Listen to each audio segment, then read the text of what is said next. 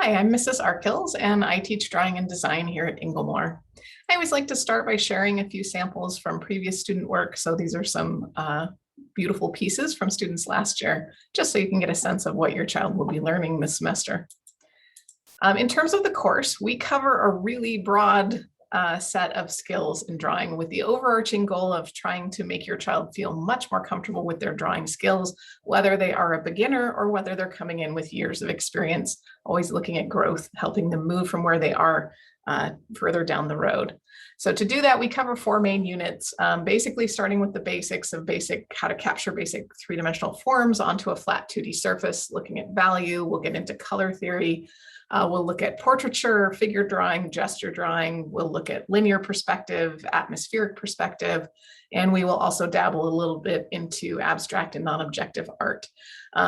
In this context, we cover a lot of different materials as well, everything from graphite to charcoal to ink, to watercolors, to acrylics, to colored pencils, to oil pastels. So by the end of the semester, hopefully your student will have had a really positive experience with a breadth of different concepts and drawing materials. All of our visual arts classes here at Inglemoor can be taken more than once. So I do have students who come back for a second or even third semester. If they do, then they are challenged with the curriculum to move forward with their skill development. So that might mean just working at a higher technical level. It might mean that I'm challenging them into an area maybe they haven't explored before. If they like to work in black and white, I might push them to do more in color, things like that. To support the students, because we cover such a breadth of material, we do ask for a $25 materials supply fee, and that helps cover the cost of all those different materials. That can be paid at the school's sales.nsd.org website with your parent account. If you have any problems logging in, you can contact Ms. Clausen. Her information is here. And if for any reason that's a burden for your family, please just have your student reach out to their counselor, because obviously we don't want anyone to not take a drawing class if that's an issue. In terms of evaluating your student, I'm going to be trying something new this semester, and it's referred to as ungrading. And it's really focused, I think it's a good fit for visual arts because it's very focused on helping students to take more risks with their work and not fear being penalized by points. I will be evaluating students in 3 main areas. The first one is looking at artistic tools. So looking at their skill development with a variety of media, and are they really thinking about how to use their tools effectively? The second one is visual arts concepts, which again, this is a wide range from composition to value to color theory. We'll also look at some different art movements and genres like landscapes and portraiture. But really the key of visual arts is in the artistic process, because that's where students get in and they explore and they try and they take risks and they make mistakes and they don't like it. They want to crumple it up and then they learn from that. So really want to encourage that process as a key piece of the learning. So in the gradebook programs, you'll see all of the assignments will be slotted into these 3 categories: concepts, processes, and tools. Now, to help students track their own growth, they're going to be keeping digital portfolios throughout the semester. So rather than assigning points to individual assignments, what I'm going to be doing is giving a lot of feedback to your student, and they can always take that feedback and redevelop the work until they have demonstrated their understanding of the concepts. So these are some samples from a practice portfolio that we've already built out in class, helping your students to think about their learning process and really helping them to engage. This gets into metacognition, which is thinking about your thinking, and it really pushes students to pay more attention to their learning and why they're learning rather than just regurgitating information. Hopefully, this also gives you a great tool for talking with your students about what they're doing in class. It's very visual. It shows not only their work, but their thinking process as well. You will also see a lot of my feedback on here. So if you open the practice ones, you'll see my comments along the side. And hopefully that will help you engage with your child about their actual work rather than just about their grade. So what does this look like in the grade book? If you are someone who's worried about your child or their performance, what I want you to do is look for 2s. So I'm using a 2, 1, and 0 system. If your child has demonstrated their understanding of the concept, they've met that expectation, then you'll see 2s. If your student has started to show understanding of the concept, but maybe not completely demonstrated it, then you're going to see a 1. And the student will enter what's called a do-redo cycle. So let's say I want them to learn value, and the goal here is to be able to create a range of value from very light tones to very dark. Maybe they created something that only had 2 or 3 different values. And so I will kick it back to them and say, hey, I want you to see if you can develop more mid-tone range in the middle. And then they have the opportunity to redo as many times as they want to demonstrate their understanding of that concept. So the do-redo cycle can go on as long as is needed for the student to demonstrate that they have then earned a 2.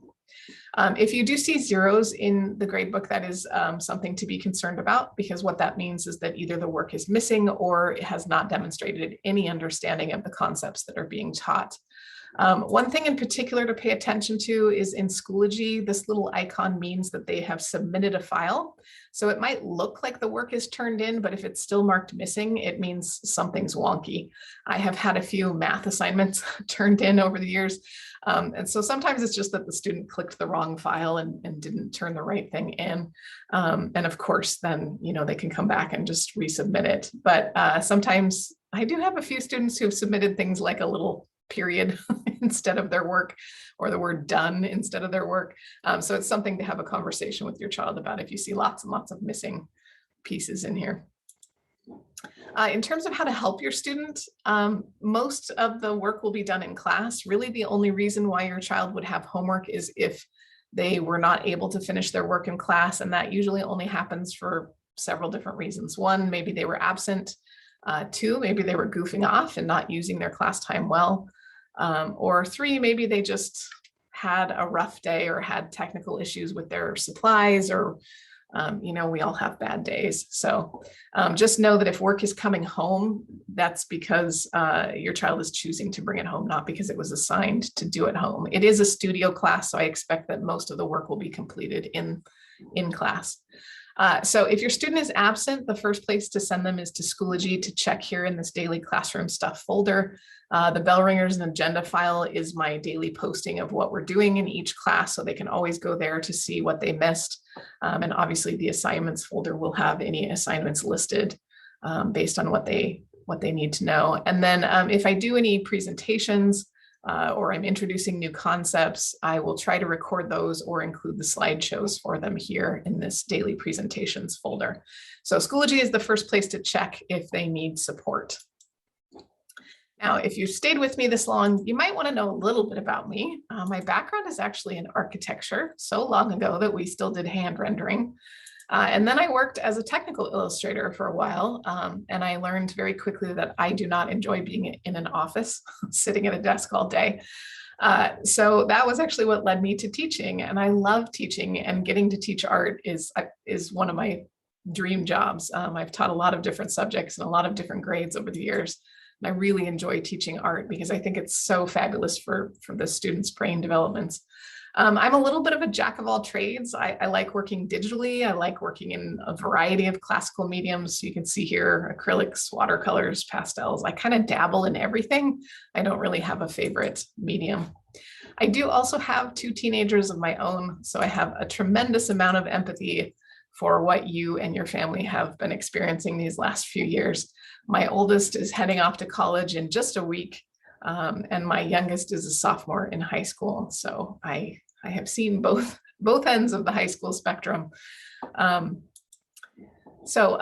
course, always encourage your student to be a self-advocate. If something's bothering them, if they have questions, I hope they will feel comfortable coming to me and asking for help. If for some reason your child is really struggling and they're just not able to advocate for themselves, please reach out to me. I want to know what's going on. And of course, our whole school team is here to support you and your student. So I'm looking forward to a great semester. Students are usually really excited about their drawing skills by the end of the term. And I'm sure that will be true here as well. I'm sorry we didn't get to meet in person, but I sure appreciate you coming out. I hope you have a great rest of your evening.